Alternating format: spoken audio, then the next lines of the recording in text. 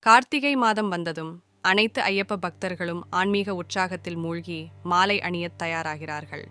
அந்த மாதத்தில் ஒரு சிறிய கிராமத்தில் வசித்த பாலு என்ற சிறுவன் மாலை அணிந்து ஐயப்ப சாமி விரதம் மேற்கொள்ள வேண்டும் என்று உறுதியாக முடிவு செய்கிறான். பாலுவின் தந்தை அவனிடம் ஐயப்ப சாமியை பற்றியும் மாலை அணியும் பொருட்டு பின்பற்ற வேண்டிய நெறிகளைப் பற்றியும் விளக்குகிறார். அன்பும் அமைதியும் கொண்டிருக்க வேண்டும், அழுக்காற்றை விட வேண்டும், தயவுடன் செயல்பட வேண்டும். ஒரு கோவில் ஊர்வலத்திற்காக ஒவ்வொருவரும் மலர் மாலை கொண்டு வரும்போது பாலுவும் ஆர்வத்துடன் தனது பெரியவர்களுடன் கோவிலுக்கு செல்கிறான். தீபங்கள் ஏற்றப்பட்டு கோவில் முழுவதும் ஐயப்ப சாமியின் சுவாமியே சரணம் ஐயப்பா மந்திரம் ஒலிக்கிறது. அந்த சுத்தமான காட்சியில் பாலு மாலை அணிந்து மனதை சுத்தமாக்கி ஐயப்பனின் பாதையில் பயணிக்கத் தொடங்குகிறான்.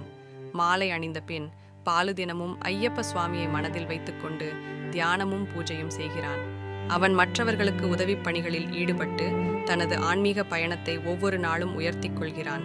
சிறுவனின் மாலையை அணியும் அன்றைய உற்சாகமும் பக்தியும் கிராமத்தையே மெய்மறக்க வைத்தது.